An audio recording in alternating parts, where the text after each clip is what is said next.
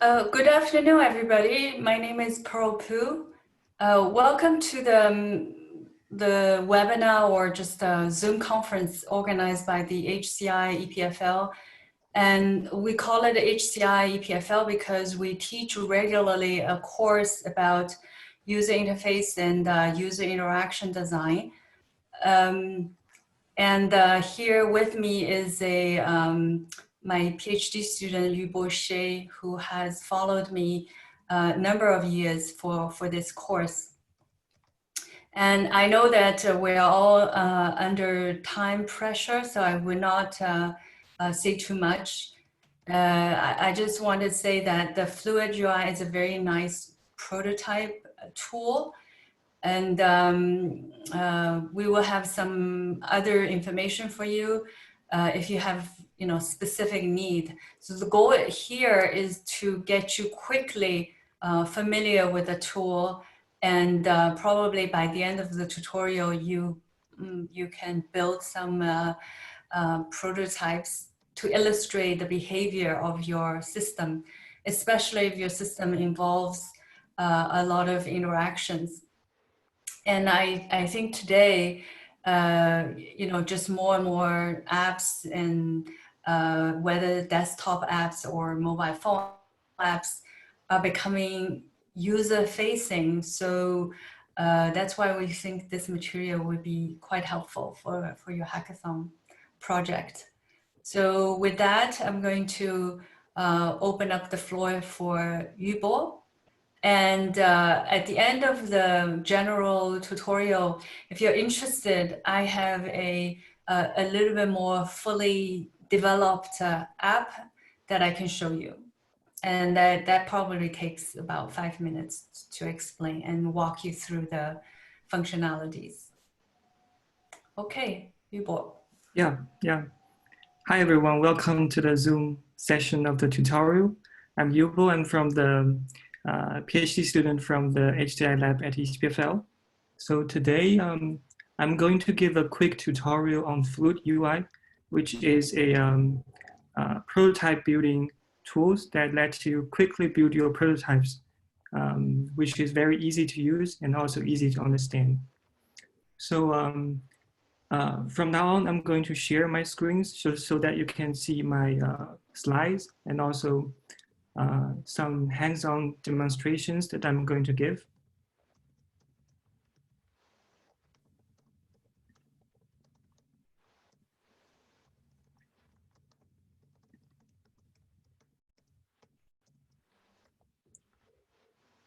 Can you see my screen? Okay, so for today's tutorial, I will mainly focus on hands-on demonstrations, which I will build a very simple application prototype in FluidUI just for the purpose of demonstration. And then I will also give some useful tips that I found quite effective and also efficient while developing your prototypes in FluidUI. So first, I'm going to talk about the overall workflow of building a prototype in FluidUI. So basically, you have 5 steps.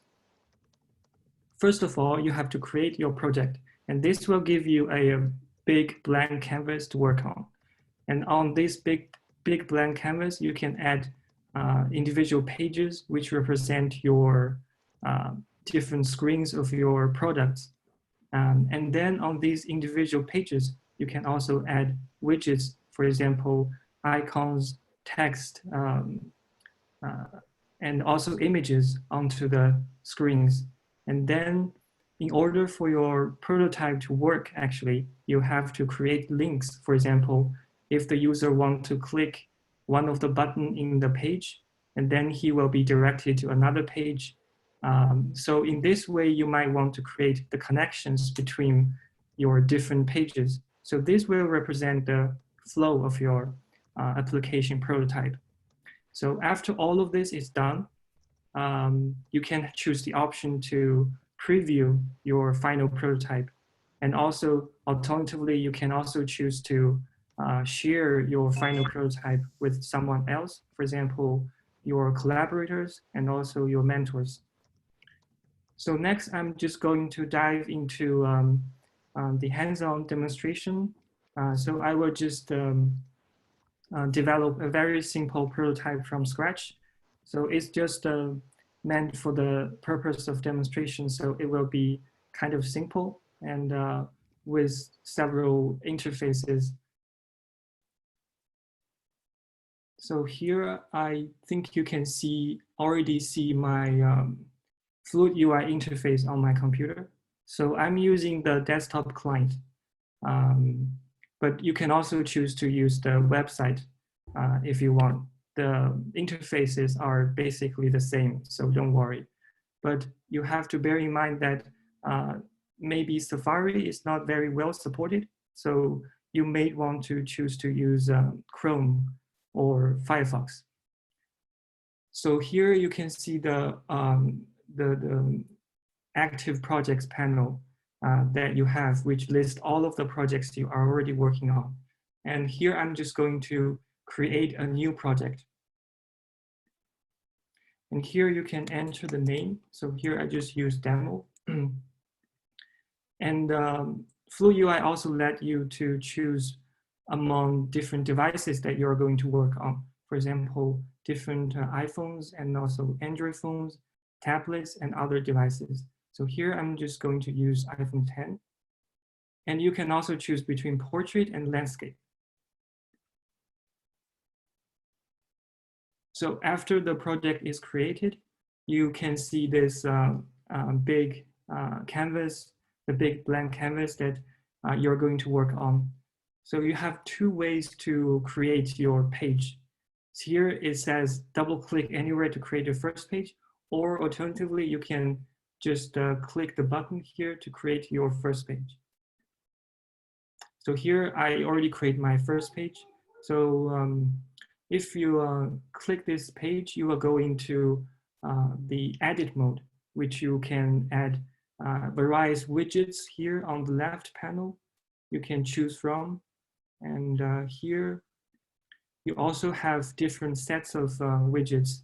For example, widgets from iOS, widgets from Android material design, and also widgets from Windows.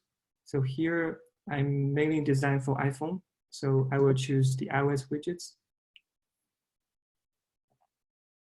And also, first I'm going to change the background maybe to black.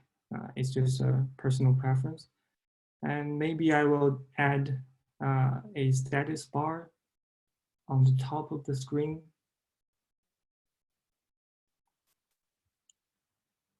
And since I'm going to build a very simple music application, so probably I will need some widget like search bar. So here I also drag this search bar to just beneath the status bar here. And you already noticed that when I select one of the widgets, here on the right, you can see the edit panel. So in the edit panel, you can change the attributes of the widget. For example, here, in order to make my search bar compatible with my dark background, I'm going to change this color to maybe a little bit darker here. And I can also change the internal sub-widgets of this widget.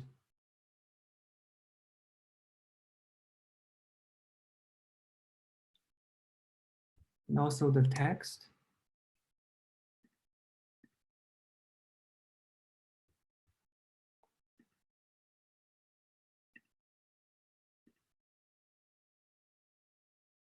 Yeah, so now I have a nice looking search bar that fits into my background. And you can see you can have various widgets here that you can use for your interface that allow you to quickly build something together. So here I'm going to add some text into the interface. For example, here I can drag this title here into my page. Here I just name it, maybe I want to make some music recommendations to the user. So here I just name the title recommendations. And I put it here. So other than the predefined widgets that you have in FluidUI, you can also choose to upload your own. So here in the second tab, you can see this uploads. So here you can actually upload your own images to the FluidUI. So here I already preload 3 images that I'm going to use in this prototype. So maybe here, the first music recommendation I'm going to give to the user is the classic music, maybe. So I drag this image here, and I want to make it smaller. Centered here.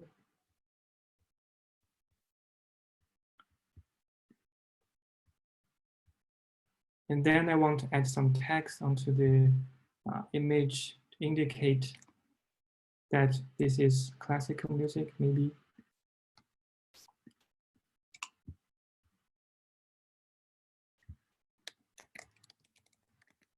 So for all the text in FluidUI, you're able to change the font size and font type of the text. So here I'm going to change the this text into something serif. For example, here I use this font and I make it italic. Yeah. And just as before, I'm going to also drag the other 2 images into my interface to make it more complete.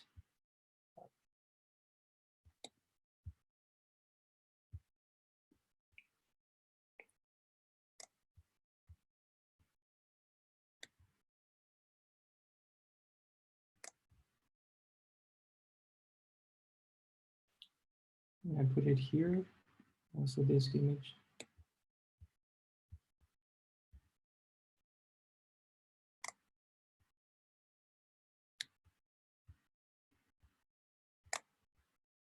Put it here. Yeah, so basically this would be our first interface, the recommendation interface. So sometimes you notice that on most of the smartphone interfaces, you might have a navigation bar at the bottom of the screen. So here you can also see this type of widget here. For example, I want to put this navigation bar just at the bottom of the screen, and you can drag it here. And of course, again, you can change the text inside. For example, this interface could be recommendations. And also you can change the corresponding icon here. So here I'm just going to replace that icon with another more suitable one. So here on the left panel, you can see that if you drop down this menu, you can see these icons, and then you can choose icons from iOS design or Android design. So here I'm just going to quickly find a one that I think is suitable, maybe this one. So here, another way to change the size of the widget is actually to do it here directly in the panel. So which is more precise. So here I just make it 26 by 26. Yeah, and I just place it in the correct position.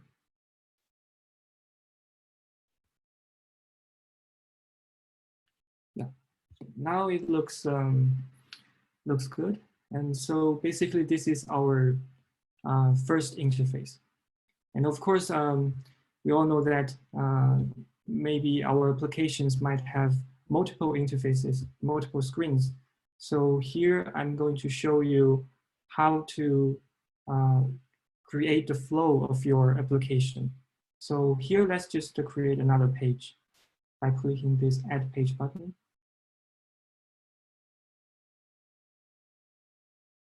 So maybe in this second interface, I'm going to build some music playing interface. Again, I use some predefined widgets from the panel.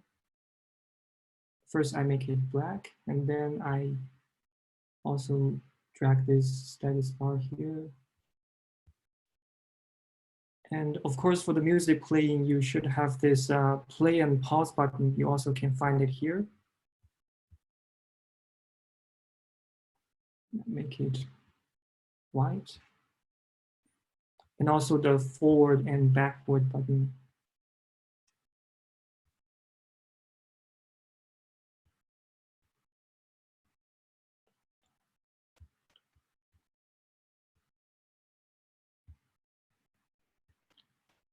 And yeah, we can also have a volume control button, maybe down at the screen. Yeah. And we might also want to have an image that's representing maybe the album of the music that we are listening now. So I'm going to reuse this image. Just drag here.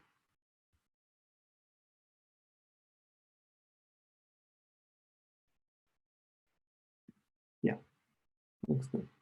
And in order to show more information, for example, the title of the song or the artist name, maybe I will use this title widget placed here. And I'm also going to make it black.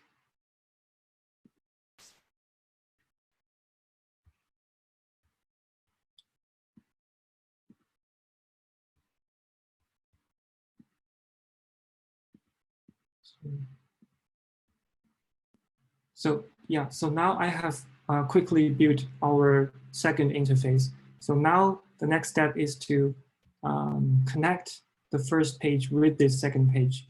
So let's say if the user click this image in the first interface, the classic music widget in the first interface, then he or she is going to be directed into the second interface.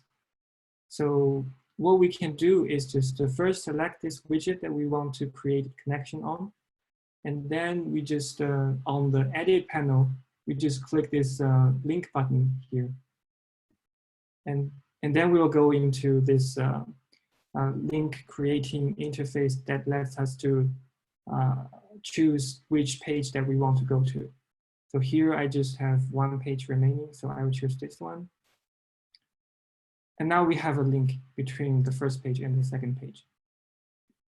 And of course, when the user in the second page, he or she might also want to go back to the main interface.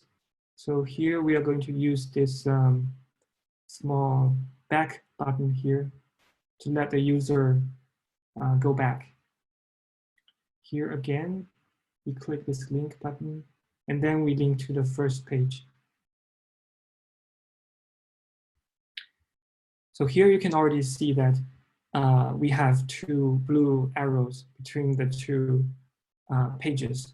And if you hover your mouse over to the blue arrows, you will see that a small button appeared.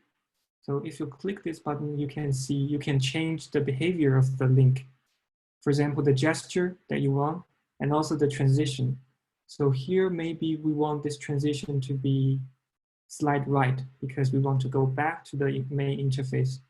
And also for the second link, we want to change the transition to slide left, which seems more intuitive. Okay, so just in a few minutes, we have built this very simple prototype that only contains two interfaces. So now we can actually start to preview our final prototype. So the way to do it is to just click this preview tab in the upper right of this interface. So if we click this preview, we go into the previous preview mode. And here, if you are previewing your final prototype for the first time, you have to refresh actually. So here we click this restart button, and then it will start to load. And then you can see our final prototype. Now we are in the first page that we have already created. And if we click this image here, we can go into the second interface. And then if we click the back button here on the top, and we go back to the first interface we have. So basically, this is the overall workflow of how to create a quick prototype in FluidUI.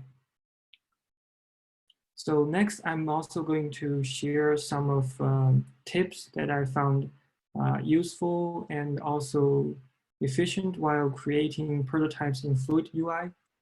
So the first one is alignment. So basically, you have two ways to do some perfect alignment in FluidUI. The first one is using the grid, and the second one is using these buttons in the edit panel.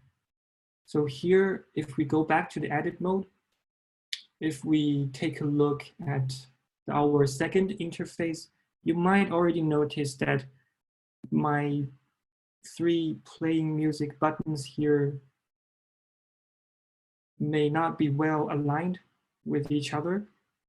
So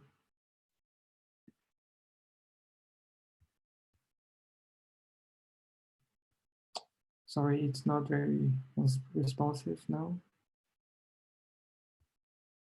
Go back.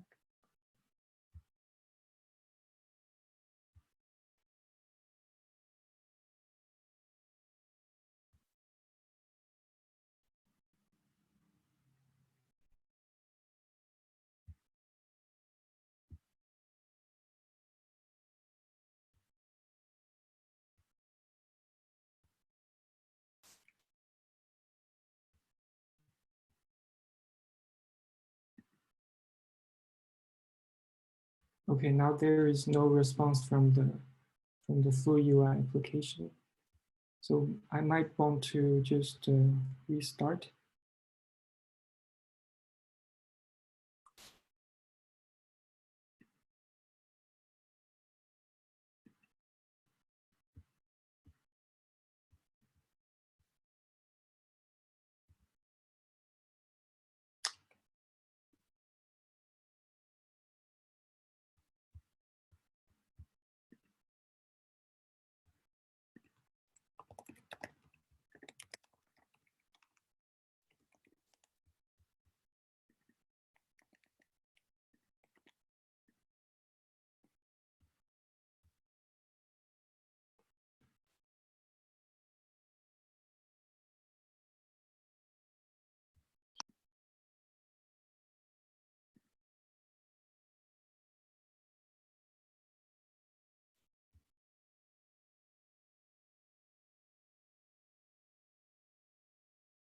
Okay, so here we might see that maybe our 3 play buttons here are not very well aligned with each other. So for example, maybe it's not vertically aligned or horizontally aligned with each other. So what we can do is, for example, if we want this play and pause button to be aligned center with the whole interface, what we can do is to select this button and also additionally the whole interface, and then we use this align center function here so that it will be aligned perfectly in the center. And also, if we want multiple widgets to be aligned with the whole interface in the center, then we might want first to group them together using the group function here. And then again, as before, we select both the interface and the widget, and then we choose align center. So now it will be aligned perfectly in the center. And also, if we want to align this button with the two forward and backward button, we choose them together, and then we use this align middle, and will be aligned vertically. So this is a way to align your elements in the interface. Another way maybe you already see here is that I enable this grid function So if you are in the interface and then you go to the settings of this interface, which is placed here on the top, you can see the page settings, and you can enable this grid function on and off. So if you enable it on, you can choose the granularity of the grids. For example, you want it to be a little bit fine grained, then you choose 4, 6, 5 pixels. Then it's easier for you to align with the interface and also with other widgets you have on the interface. Okay, so this is the first tip. The second one is maybe sometimes you want to have a scrolling screen. For example, you have many content to be placed on the same interface. So in order to do this, well, I already have one here, but I will show you how to actually do it from scratch. So here I will just restore to the previous form. So whenever you want to do this scrolling, you go to the page settings as before, and then you will see this width and height. So basically you change the height to a larger value. For example, originally it's maybe around 800. So now I change it to 1200. Now you can see that you have a much longer interface. And then you want to put whatever you want into your interface. For example, here, I would put a menu, maybe this one, onto my interface. Maybe just here. And you can see that this is covering the navigation bar that we have placed earlier. So, and we want this navigation bar to always stay in the fixed position while we scroll the screen. So first we might want to move the menu that we have just added to the back of the screen. Here you can do this by send it to the back. So now we can see that this navigation bar is on the top of the menu that we have just added.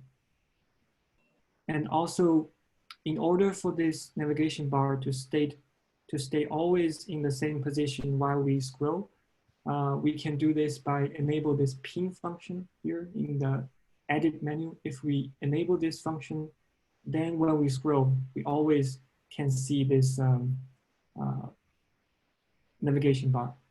So let's just preview and see if it's work.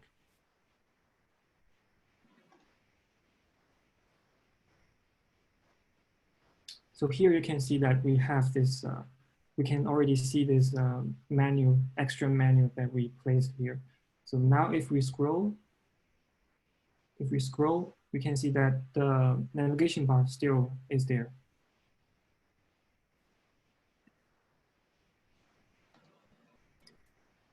Okay, so next tip. Sometimes you might want to reuse some of the widgets that you have already created. For example, here in the second interface, we have this 3 buttons together. So every time you want to create a playing music interface, you might want these 3 buttons to be together. So in this sense, you have the choice to store it somewhere else and then reuse it later in your other projects or in other pages you have. So to do this, for example, here we go to the second interface. We select these 2 widgets that we want to store. We go to the symbols tab here on the left panel. Let me select this again. So we select the widgets that we want to store, and then we just save the selection we have. And we can see that here, we already have the 3 buttons combined together. And next time we want to drag it out, it will be as a group, and we can reuse it everywhere if we want.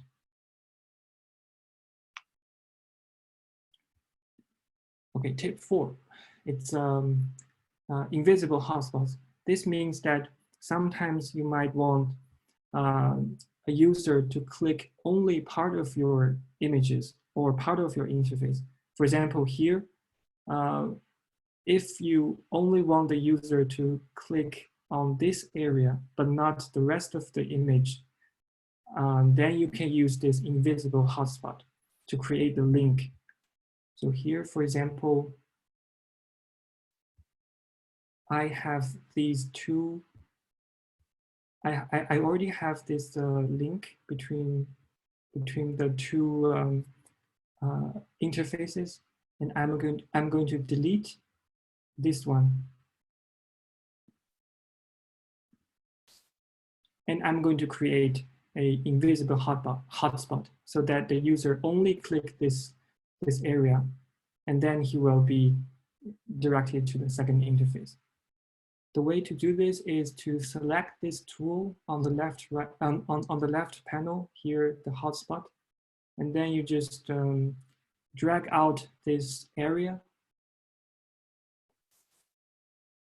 and this will be an invisible widget. And from this area, just as before, you can create link by clicking this link button on the edit panel.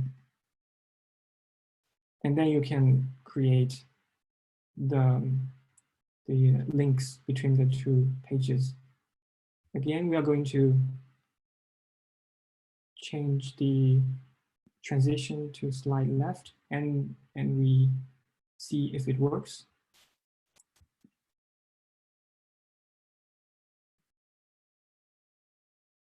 So here, if you click this one, if you click the image on other parts, for example here but not here, then you won't go to the second page. But only if you click here, you will go to the second page. So this might be some handful function that you might need during your prototype building. Okay, so final tip is exporting. So whenever you want to share your final prototype with someone, you can choose this option here in the main menu in the upper right corner. When you click this main menu function, main menu button, then you will see this export function. And then you have three options. You can either export it as a HTML page, which is completely offline. You can send this one, you can send this page to anyone you want. Or you can download the screen flow, or just download the screenshot of the function you have, of the prototype you have. So here, let's try this HTML export option that we have. So here it will pop out this save dialog. So it will ask you where to store the HTML prototype. So here, let's just store it in the downloads folder. And then let's take a look at the HTML prototype. So here in the folder, you can just open the prototype by clicking, by opening this preview.html file. And then in your browser, you should see your prototype here.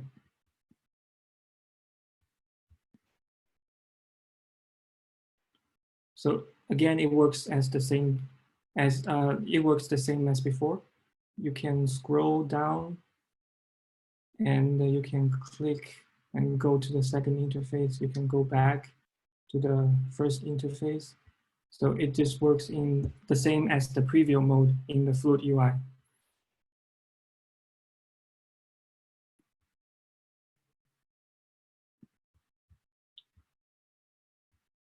Yeah, so these 5 tips, I hope that they can somehow improve your efficiency while you're working on your prototypes during the hackathons. And additionally, I also have some resources that you might find useful. For example, you can find some official tutorials, including official tutorial videos, also on the FluidUI website. And they also have some demos that you can try out.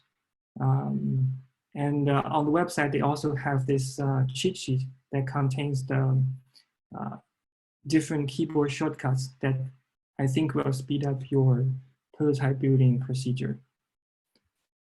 Yeah, so basically, this is my tutorial on FluidUI.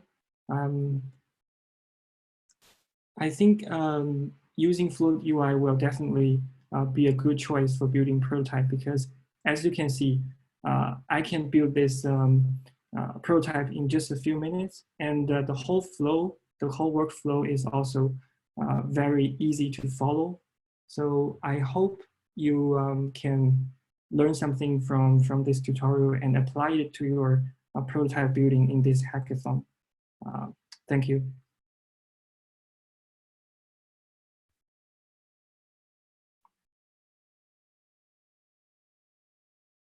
And Dr. Pu, you want to show this Healthy Together application in FluidUI?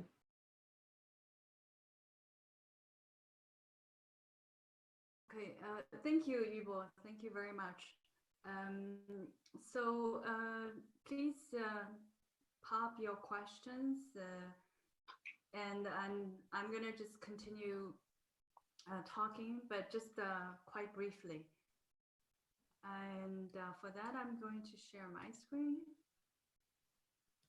So I think the first thing to do, if you're interested in this, this prototype tool, is to sign up. I think there's a free trial.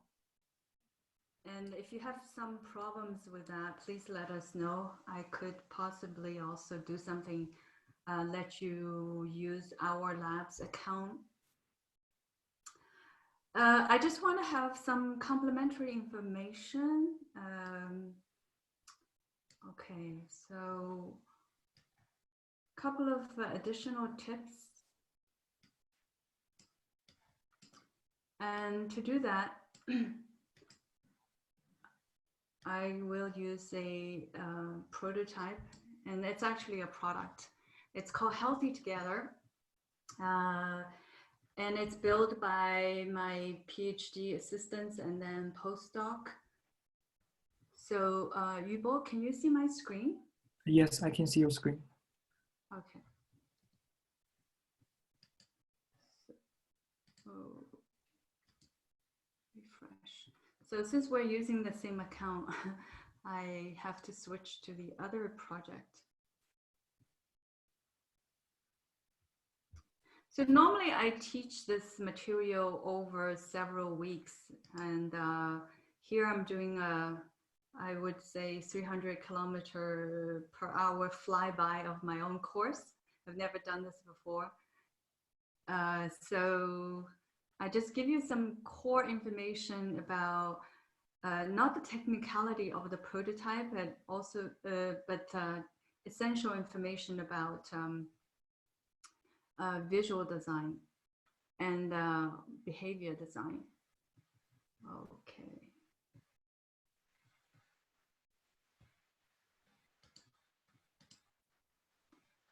So what I show you here is a little bit more complex. So when we say an interactive product becomes more complex, we mean that the behavior, the interaction behavior becomes more complex. So as you can see, before I enter the preview mode, we have something like between 12 to 20 panels. So each interface is called a panel.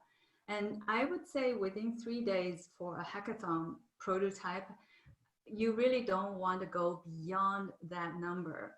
Okay, so everything to do with design, everything to do with user experience, we kind of say less is more, because you have to, you know, think about the user's cognitive limitations. So here the screen look a little bit more interesting, more color balanced. And the reason is that you also have a choice to make a screen like that in any type of your favorite software and import it. This is a PNG file into FluidUI, and you can use it as a screen. And so typically for something like a landing screen, that's what we do. Next, when you see this image, you would say, oh, it looks clean, it looks professional, but we don't normally know why. So I just give you 4 simple tips to make it look clean and professional. One is called the space usage. Notice, because this app is for elderly, how all these titles and the buttons and areas that are really essential and they have to jump out of the screen, you have to make them big. The other thing is you see these space, this is called a white space. So anything you don't use, the white space is often either too much, that means all your buttons are way too small, or the white space is too little, that means your screen is very cluttered. So you may say, you know, what is the rule? Well, the rule is not very clear, but we as a designer, we have a test. So we close one eye and we have the other eye open, and we call this the squint test. And if the squint test allows you to see the essential stuff and they are visible and memorable, that means, you know, the page is likely to be clean and professional. So that's the space usage. And if that doesn't help, the next one will be more helpful. This is called the visual hierarchy. So that the idea is that the information delivered on the screen does not have the same priority, okay? So things that are very small, things that are really big, okay? So make sure you say to yourself, what do I want my user to see in 1 second? What do I want my users to notice? Or what are some of the information, like, you know, the time, they probably know it and they don't need to always know the time unless they look for it. So that needs to be small. Okay, so that's called the hierarchy principle. And the third principle is the font. Okay, remember these fonts? They look pretty, right? Professional. Okay, so do not, first of all, change from one font to another. Choose one like Arial or Helvetica. So the reason is that these fonts do not have, these are called sans serif. So they look clean. So use these fonts, but do not change from one to the other too often. Okay, and the last principle is the color harmony. And it's a lot of, I can go on forever, but if I wanted to make it really short on color harmony, is that you need to notice what are the colors that go well together. Okay, so the blue and the green, they don't look too shocking, right, when I put them next to each other. And the other thing is called contrasting color. So I have the background color and the green color. And notice that background color does not have to be white. Actually, very often the background color is not white. They look almost white. And also the color for the font is not black. It's often a dark gray. So it makes it a little bit softer. It doesn't look like black on top of white. But that's when contrasting is too extreme. So if I follow what Yubo was just saying, I will, you know, do first of all, log in. And this is an app that helps senior adults to become more active. So they're likely to use a Fitbit to count the number of steps. And we say that there are 2 types of seniors, those who enjoy competing or just know each other's steps, and we call the social type of people. And then there are people who sometimes prefer to do it on their own. Okay, so they call it the self-reflection or self-efficacy group. But like I said, it's not, A or B. It's sometimes you want to do collaboratively, socially, sometimes you want to do individually. And then here I have a hotspot. I can see my own profile. I have my dashboard. And here I say, oh, I have a recommendation. So what do I have today? We have found a suitable behavior change strategy for you. Let's check it out. Oh, let's check how it works. So, okay.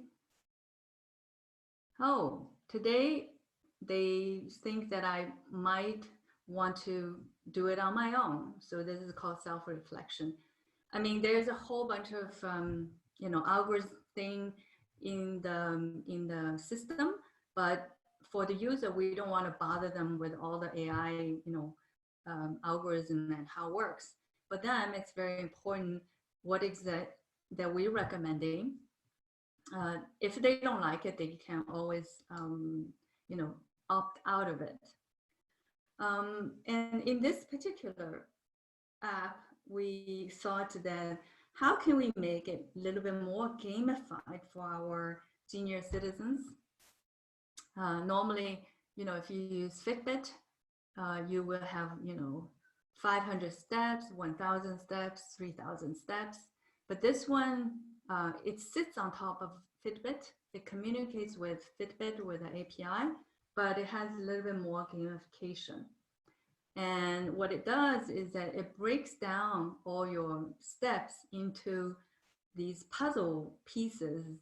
And as you walk, you're kind of curious, what this photo will eventually look like. So, okay, so I start the challenge. As I progress, I'm start to see more and more. And at the end, I was like, oh, this is the picture that my daughter sent it to me in Fitbit or Healthy Together in order to motivate me. And that's my granddaughter. And I think there should be a congratulation.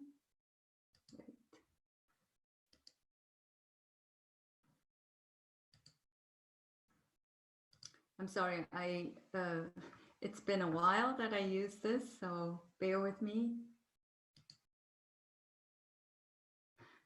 Okay, maybe the congratulation is in the other part of the system, which is the social part. And now I'm teamed up with another a buddy actually, and we also have the user kind of work together towards a goal, and basically they have to accomplish a total number of steps. So I could now, same thing as before, as I go, progress throughout the day, I get the a complete photo. And, oh, this is the beginning. But somewhere,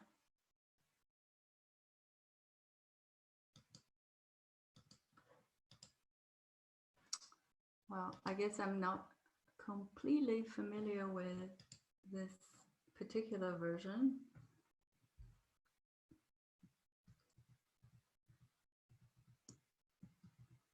Yeah, we made several versions.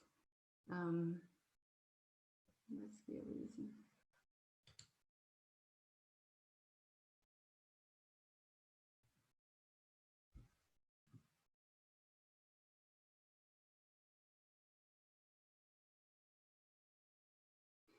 While we wait for the system to load,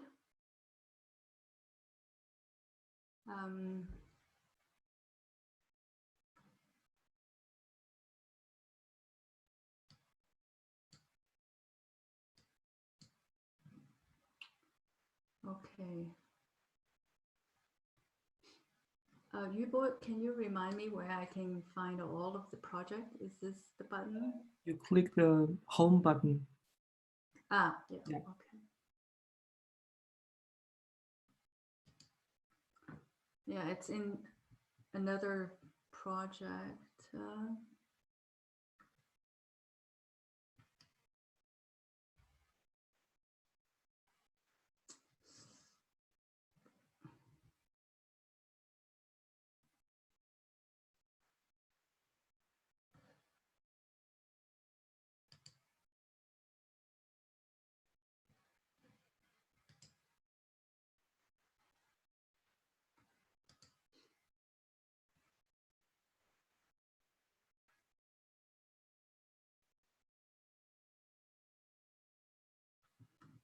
Okay, I think it's.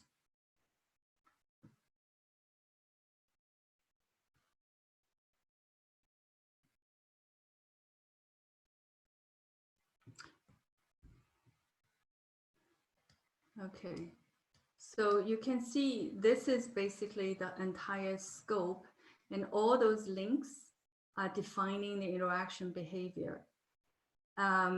I probably don't want to get into it, but the idea is that the user should also be able to accumulate the daily steps and the completed puzzles into an album, which the user can store and then can maybe share and show off to their friends. One last tip that I wanted to share with you, it's really important, okay? And it takes only 5 minutes.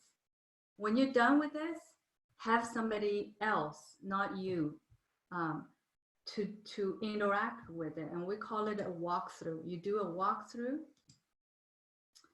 and just let them play around with it. Don't say anything, just let them find the hotspot and linkages so that they can give you a really interesting design feedback.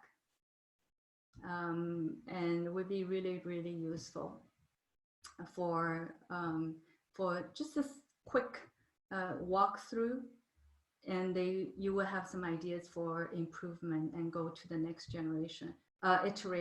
Probably just do one iteration. That would be good for the hackathon project. Okay, let me just see any specific questions. I think basically we are done. If you're really busy and need to go back to your project, we totally understand. But we stay on for another few minutes to answer questions.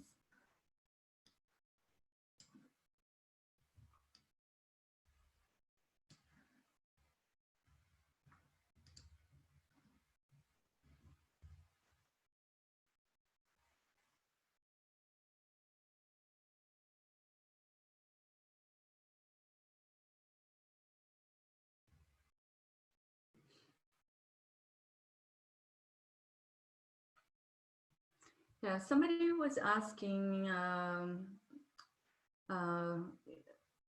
how do we integrate this with some background code running and generating? As I understand, all of the hackathon results for tomorrow your final submission, you're not going to make a full blown product. So you can integrate your results that you generate from running some code or some visualization with MATLAB. Like I said in the beginning, you import that, you import it as a photo and lay all the widgets. So by the way, widget stands for window gadgets.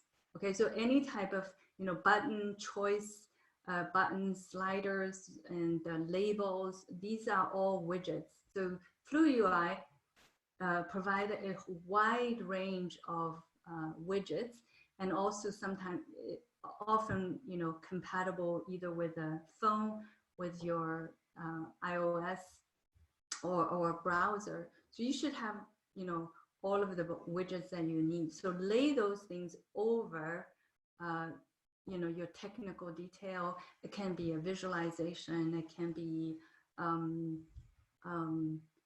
yeah, some real results from your other programs.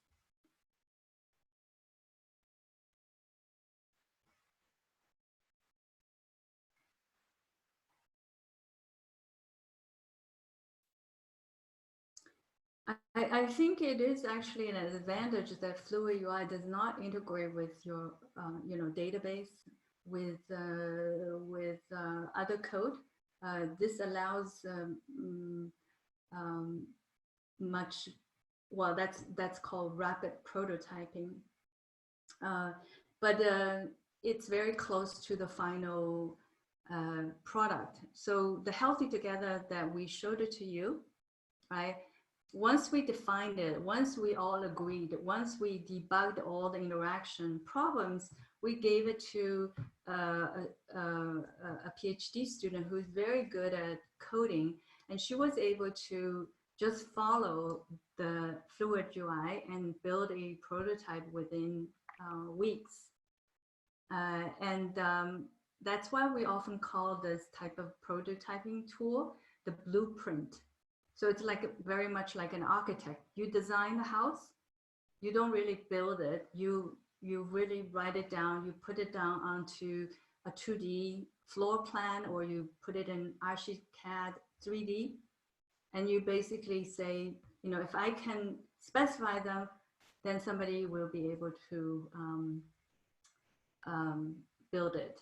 Yeah. So that's my answer.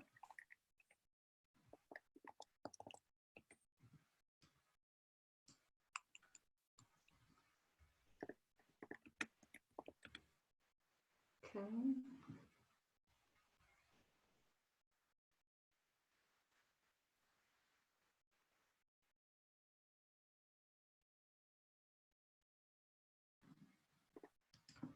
So I'm gonna just summarize my 4 principles.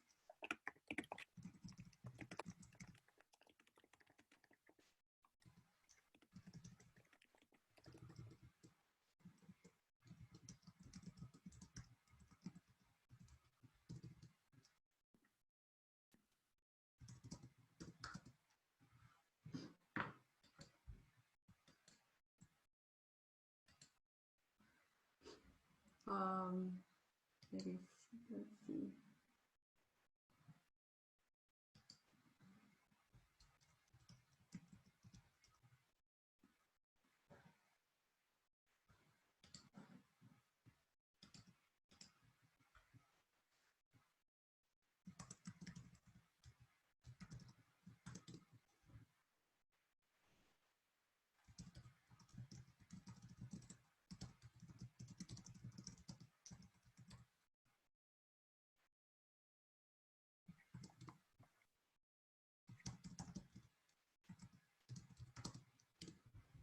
Okay.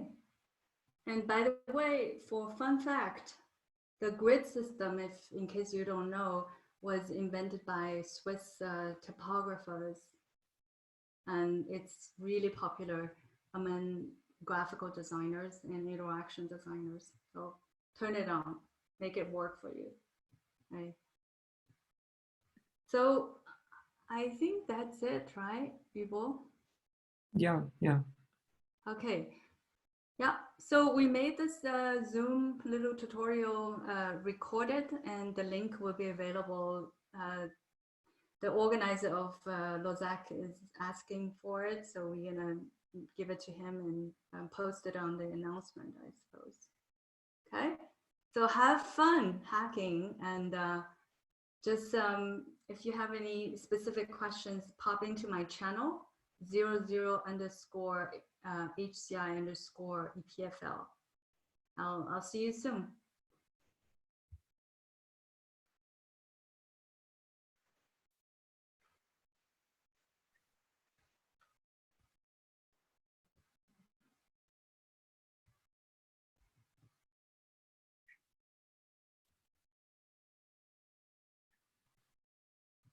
So we see a number of our HCI students. Yes. Yeah, now they're gone. Okay. So thank you, Yubo. Yeah, no problem. Okay. Yeah, and yeah, once you have the link, send it to me via Skype, I suppose. Yeah, sure. Okay. Bye-bye now. Okay, bye.